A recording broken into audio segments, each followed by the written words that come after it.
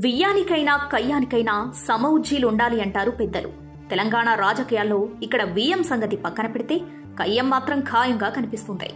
ఇందుకు మొన్నటి వరకు అధికారంలో ఉండి ఇప్పుడు ప్రతిపక్షంలో ఉన్న మాజీ మంత్రి కల్వకుంట్ల తారక రామారావు చేసిన వ్యాఖ్యలే నిదర్శనం. ఇక ఆట మొదలైంది. హామీలు అమలు చేసే వరకు ప్రభుత్వాన్ని విడిచిపెట్టం అని కేటీఆర్ అన్నారు. కేటీఆర్ వ్యాఖ్యలకు అధికార కాంగ్రెస్ కూడా ధీటుగా సమాధానమిస్తుంది.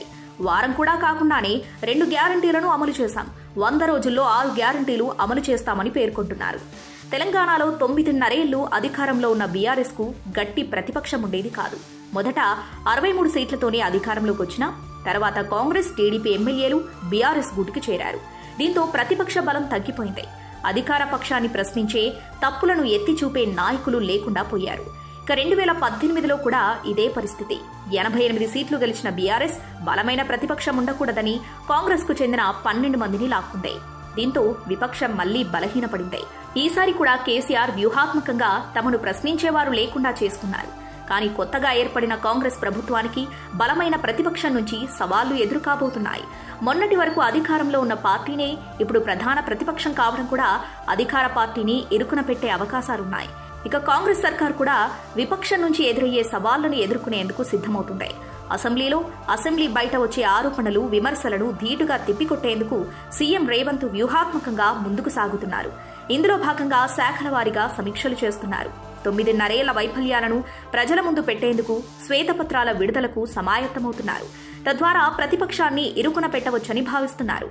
ఇక అసెంబ్లీలో బలాబలాల పరంగా చూస్తే అధికార కాంగ్రెస్ కు 64, మిత్రపక్షం సిపిఐకి 1 ఎమ్మెల్యే కలుపుకుని 65 మంది ఎమ్మెల్యేలున్నారు. ఇక విపక్ష బీఆర్ఎస్ కు 39, బీజేపీకి 8, ఎంఐఎంకు 7 ఎమ్మెల్యేలు, మొత్తం 54 మంది ఉన్నారు. అంటే అధికార విపక్షాలు దాదాపు సమాన బలం కలిగి ఉన్నాయి.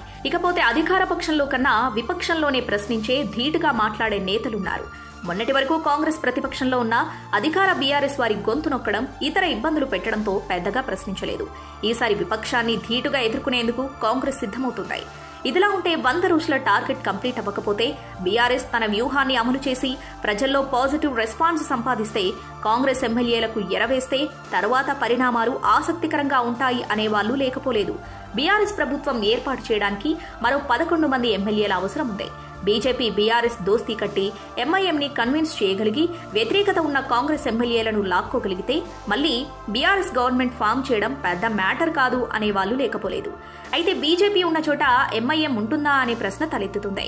ప్రభుత్వం కూల్చడానికి రేవంత్ రెడ్డి అవకాశం ఇస్తాడా అనే ప్రశ్న కూడా ఉత్పన్నమవుతుంది. రేవంత్ రెడ్డి ఎత్తుకు పై ఎత్తు వేయడంలో దిట్ట. ప్రతిదీ ఆచితూచి అడుగు వేయడంతో పాటు చాలా అగ్రెసివ్ గా ఉంటాడు. కాబట్టి రేవంత్ దగ్గర నుంచి అధికారం లాక్కోవడం అంత చిన్న విషయం కాదు అనే వాదన కూడా ఉంది. మరోవైపు కేసీఆర్ ని కూడా తక్కువ అంచనా వేయలేం. ప్రభుత్వం కూలడమేమో కానీ ముందు ఏ ప్రభుత్వం వచ్చినా ప్రజలకు మంచి చేస్తే చాలు అనేవాళ్లు లేకపోలేదు. చూడాలి మరి రాజకీయ ఎత్తుగడలు తెలంగాణలో రాబోయే రోజుల్లో ఎంత రసవత్తరంగా ఉంటాయో. మొత్తంగా చూస్తే కేటీఆర్ చెప్పినట్లు ఆట మొదలైనట్లే కనిపిస్తుంది. ముందు రాజకీయం రంజుగా మారడం ఖాయమని విశ్లేషకులు పేర్కొంటున్నారు.